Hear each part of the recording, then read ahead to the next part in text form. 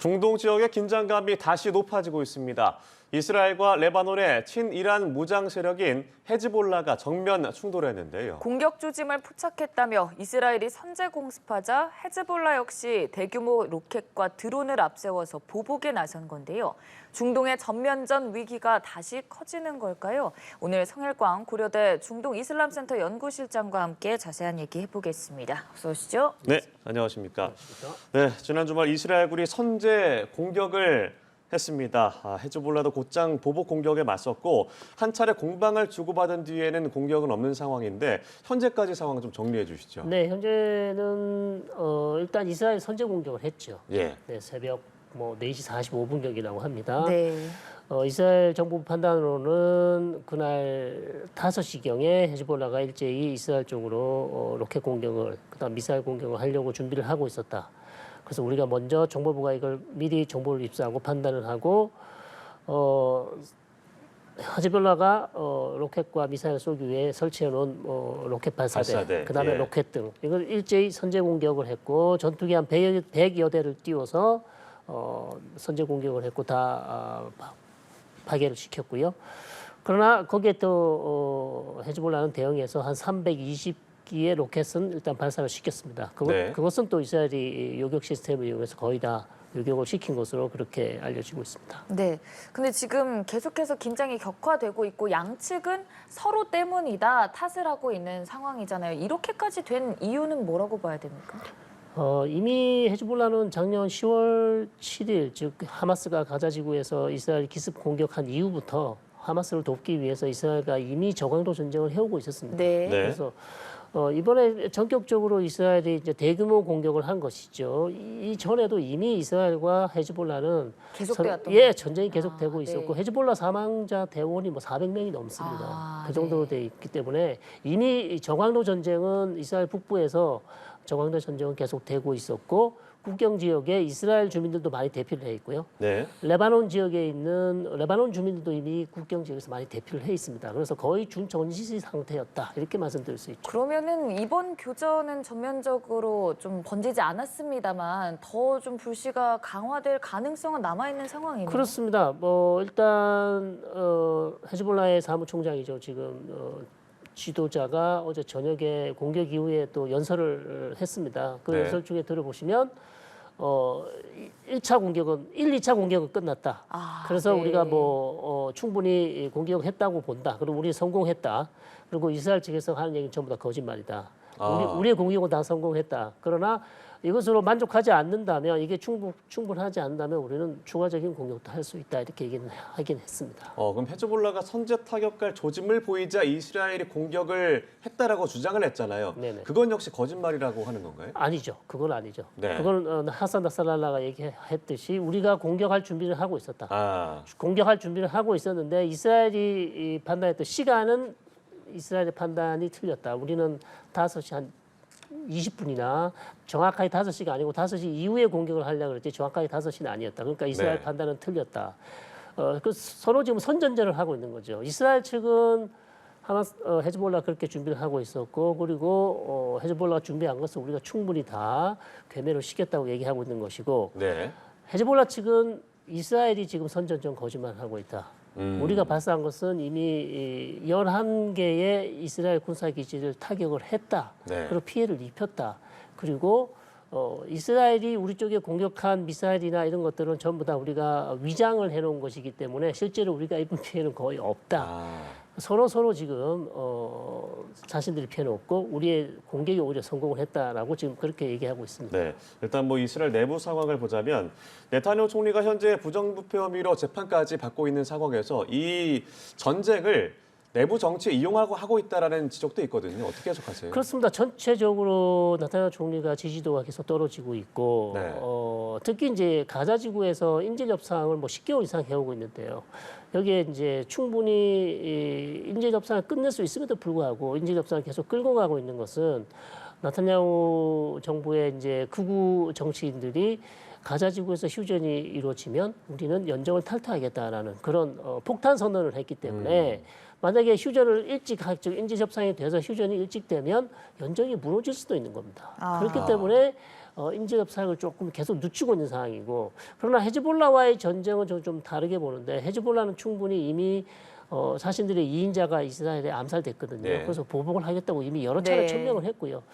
그런 상황에서 헤즈볼라는 어저께 새벽에 반드시 이스라엘 공격하려고 모든 준비를 한 것은 사실로 보입니다. 그래서 거기에 선제 공격을 했다. 이렇게 이제 볼 수 있는 것이죠. 그러면 여기서 어찌됐든 지금은 이스라엘과 헤즈볼라의 대치 전선이지만 결국 헤즈볼라의 뒤에는 이란이 있는 것 아니겠습니까? 이란이 직접적으로 개입을 할 가능성은 어느 정도라고 그렇습니다. 보세요? 그게 지금 가장 초미의 감신사가 될 수밖에 네. 없는데요. 이스마일 하니에가 암살이 됐고 거기에 대해서 이란의 최고 지도자가 분명히 우리가 이스라엘에 대해서 보복을 할 것이라고 얘기를 했는데 계속 보복이 늦춰지고 있죠. 네. 그러니까 보복이 늦춰진다는 얘기는 보복을 추후에 한다는 얘기인지 아니면 계속 늦춰서 어느 시점인가 보복을 하겠다는 얘기인지 현재로서는 저는 완전히 이란이 포기하지는 않았다. 아, 그래요? 분명히 얘기하기를 우리가 서두르지는 않겠다.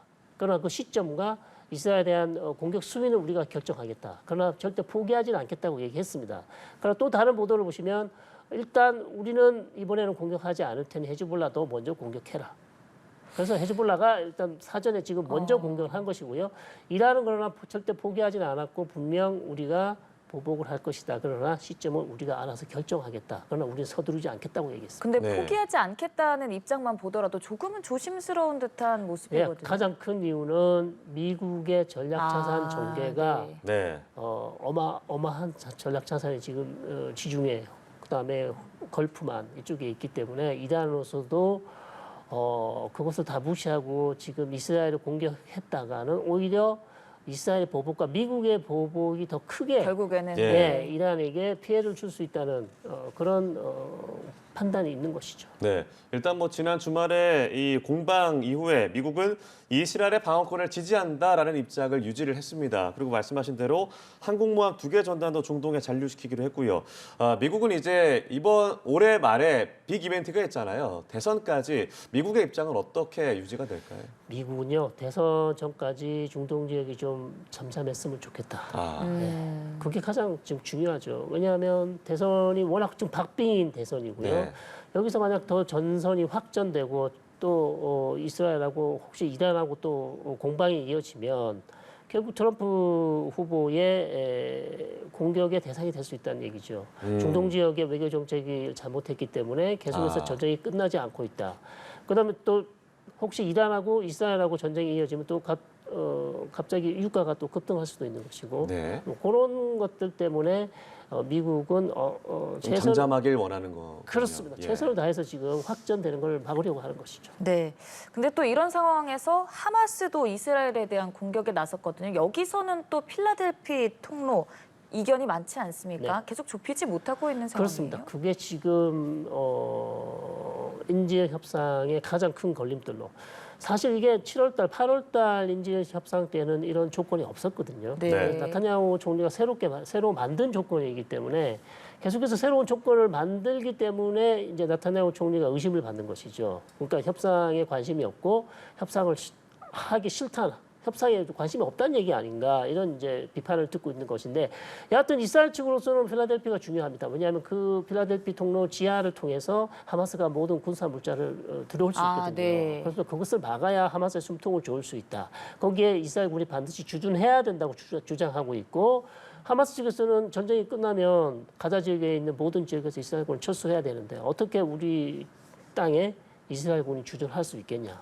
그런 지금 차이가 있기 때문에 나타나 총리 조금 더 미국의 압박에 의해서 조금 더 한 발 물러서긴 했습니다. 최소한의 병력만 우리가 주둔시키겠다. 그런데 그것은 이제 하마스가 받을 수 있을지 없을지 오늘 카이로 지금 협상을 하고 있습니다. 네. 거기서 네. 결과가 나오겠죠. 하마스 입장 그러면은 군인 주둔은 절대 안 된다는 입장인가요? 그렇습니다. 최소한의 인원은 괜찮다. 그것도 없는 겁니다. 그거는 오늘 결정이 날 겁니다. 예. 현재 지금 제시된 것은 제안한 것은 최소한의 병력만 하고 나머지는 뭐 온건파 파타 다른 팔레스타인 군이나 아니면 뭐 미군이나 다른 군이 하겠다.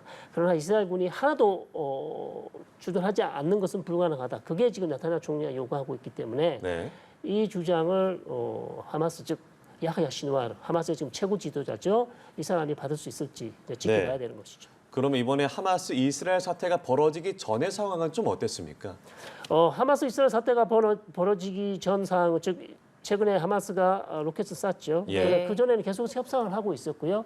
이스라엘은 지금 계속해서 가자 지구에서 작전을 하고 있습니다. 여전히 중부 지역에서. 왜냐하면 하마스 무장대원이 이스라엘군이 떠나면 다시 나타나고 이스라엘군이 떠나면 다시 나타나는 상황이기 때문에 이스라엘군은 하마스 무장대원이 나타나는 곳에는 들어가서 계속해서 하마스 무장대원들을 제압해야 된다라는 그런 작전을 게릴라 작전을 계속 쓰고 있는 것이죠. 그러다 보니 지금 이스라엘군 군 사망자도요 700명이 넘었습니다. 그러니까 이스라엘 사망자 수도 적지 않게 지금 많이 나오고 있는 것이죠. 네, 그럼 일단 뭐 중동 정세로 봤을 때 휴전 협상이 어느 정도 완료가 되면 좀 여러 가지 이란과의 관계도 그렇고 좀 잠잠해질 것으로 보세요. 네, 그렇습니다. 이 지금 중동 지역 안정을 위해서는 가자지구 인질 협상, 즉 가자지구 전쟁이 끝나면 아주 좋은 출발점이 될 수 있다. 그러면 뭐 헤즈볼라도 조금 이스라엘에 대한 공격을 줄 수도 있고 이란도 역시 보복 공격을 한다고 했지만 전쟁이 일단 끝나면 어쩌면 이란도 흐지부지 될 수 있을 가능성도 있고요. 그다음에 예멘에 있는 후티는 얘기했습니다. 이미 가자지구 전쟁이 끝나면 우리가 홍해 지난 선박에 대해서 어떠한 공격을 하지 않겠다. 그렇기 때문에 중요한 출발점은 가자지구 전쟁이 끝나야 되는 것이죠. 그러면은 결국 이 중동 긴장의 근간에는 가자지구 인질 협상이라는 큰 문제가 자리 잡고 있는 상황 같은데 계속해서 협상이 진행 중이잖아요. 네네. 수년을 하고 있습니까? 아니면 아직 계속 좀 봉착되고 있는 상황이에요? 저는 오늘 이제 거의 마지막이라고 얘기를 하고 있습니다. 네. 뭐 카타르 도하에서 했다가 다시 지금 카이로로 넘어왔지 않습니까? 마지막이기 때문에 지켜봐야겠지만 저는 아직도 조금 그렇게 긍정적이진 못하다. 왜요? 왜냐하면 이스라엘 쪽에서 필라델피에 최소한의 병력을 두기를 원하고 있고 하마스는 아마 이스라엘 병력이 하나도 없기를 원할게요. 이스라엘 병력 주둔은 안 된다라고 얘기할 가능성이 높습니다. 그래서 여기에서 간격이 좁혀지지 않는다면 결국 협상은 다시 결렬될 수밖에 없는 상황이죠. 근데 이게 지금 뭐 중동 지역들뿐만이 아니라 미국도 그렇고 좀 적극적으로 해결을 하려고 하잖아요. 그럼에도 계속 좀 봉착 상태에 놓여 있는 이유는 뭘까요? 그렇습니다. 미국이 계속해서 나타나 종일 압박을 하고 있습니다. 필라델피 통로에 꼭 이스라엘군을 주둔시킨 게 꼭 필요하냐? 네. 이스라엘 내부에서도 거기에 반대가 많이 있어요. 그래요? 왜 이스라엘군이 거기 지금 주둔할 필요가 있냐? 지금 안 해도 인질 협상을 끝내고 나서 우리가 필요하면 언제든지 다시 들어가서 이스라엘군을 주둔시킬 수 있지 않냐? 가장 중요한 것은 지금 110명이나 되는 인질을 석방시키는 것인데 석방시키기도 전에 거기 이스라엘군을 주둔시키는 지금 협상의 가장 큰 걸림돌을 만들 필요가 없다는 것이죠. 얼마든지 이스라엘이 나중에 할 수 있다는 것인데 그 부분에 대해서 나타나는 총리가 지금 양보를 하지 않고 있는 것입니다. 그러면 교수님께서는 이런 이 공방들이 앞으로도 올 연말까지도 계속 이어질 것이라고 보시는 거예요? 만약 오늘 협상이 결렬되면 그럴 가능성이 있죠. 물론 미국이 또다시 협상을 또 계속 주선할 겁니다. 계속해서 추가적으로. 그러나 이게 계속해서 협상이 결렬되면 휴전이 되지 않는다고 그다음에 종전으로 가지 못한다면 이스라엘군은 가자지구에서 올 연말까지 계속 작전을 할 가능성이 높다. 이렇게 말씀드렸습니다. 네. 당장 오늘 좀 협상 결과가 또 다른 분수령이 될 것 같은데 이게 좀 기속되고 있잖아요. 기간이 좀 꽤나 된 것 같습니다. 그럼에도 불구하고 해결이 되지 않는 상황에서 어떻게 좀 중동 정세에 대한 해법을 마련할 수 있을까요? 그러니까 이제 양측이 특히 이제 이스라엘도 마찬가지고 하마스도 마찬가지고요. 지금 11개월로 지금 달려가고 있는데 그렇죠. 거의 1년이 다 돼가고 있습니다. 그래서 이런 상황에서 조금씩 양보를 하면 얼마든지 휴전 그다음에 휴전에서 종전으로 갈 수 있는 상황인데 이스라엘 측은 나타냐후 총리의 정치적 입지가 달려 있고 또 어찌 보면 정치적 생존이 달려 있는 것이고 야흐야 시나르 하마스 입장으로서는 자신들의 자존심이 달려 있는 것이고 왜냐하면 이미 무장 조직은 거의 다 괴멸이 됐고요. 이스라엘군에 의해서. 그러면 마지막으로 하마스가 가자지구에 살아남을 수 있는 유일한 방법은 이스라엘군이 완전히 철수시키는 것. 그렇게 해야 자신들도 마지막으로 살아남을 수 있다고 보는 것이기 때문에 좀 이 부분에서 아직도 간격이 좁혀지지 않는 것이죠. 이런 상황에서 가장 걱정되는 것이 국제 유가 상황입니다. 추가적으로 뭐 감사를 한다거나 유가가 오를 가능성이 또 있어 보이는데 어떻게 상황 바라보세요? 현재로서는 이게 뭐 10개월 이상 전쟁이 계속됐기 때문에 그다지 크게 유가에 영향을 미치지는 않습니다. 현재로서는요. 문제는 이제 이란과 미국이 계속해서 여기에 개입을 하거나 전선이 더 확전되면 전선이 확전된 경우 단기간에 유가가 급등할 가능성은 있지만 현재로서는 그다지 큰 어려움은 없다. 이렇게 말씀드릴 수 있겠습니다. 네, 오늘 말씀은 여기까지 들어보도록 하겠습니다. 성일광 고려대 중동 이슬람센터 연구실장과 함께했습니다. 고맙습니다. 고맙습니다.